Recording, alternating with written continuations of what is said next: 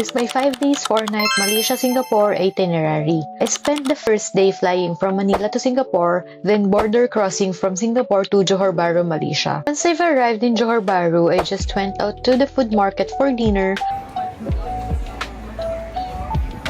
watched some fireworks at the Danga beach, then called it a night. For day 2, we had brunch, then we went to Taman Botani Skandar.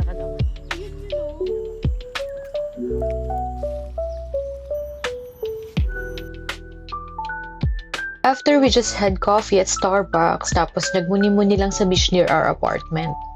Day 3, we traveled back to Singapore. Nag-brunch lang kami muna sa CIQ Johor Bahru. Pagdating namin sa Singapore, nag-check-in lang kami sa hostel, then we went straight to Clarke Quay to ride the Singapore River Cruise. Nabook ko yung tickets namin dito from Agoda and use my discount code FUNNIKI to get a 5% discount code.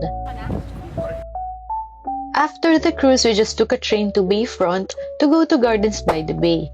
Dito na namin kinain yung baon namin na bread from Roti Boy while waiting for the 7:30 PM light show.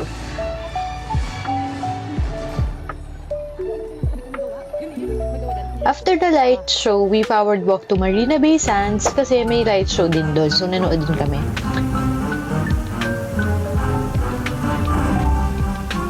After ng light show sa Marina Bay Sands, naglakad lang kami through the Helix Bridge to go to the night market at the Esplanade.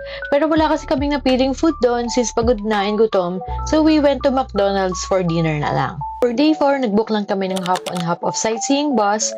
This activity is so worth it kasi you don't have to hop off. You can just stay on and enjoy Singapore. The first couple of rounds, we opted to stay on board and look out for stops na gusto naming puntahan. So, in the end, we decided to hop off sa Fort Canning to see the Fort Canning Tunnel and Chinatown. We also visited the Fountain of Wealth in Suntec.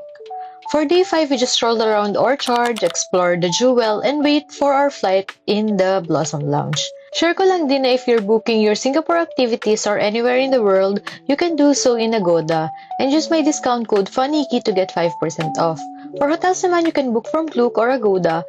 For Klook, you can use my discount code KLOOKNIKI, and for Agoda naman, AgodaNiki for a 10% discount. Yun lang, thank you for watching, bye!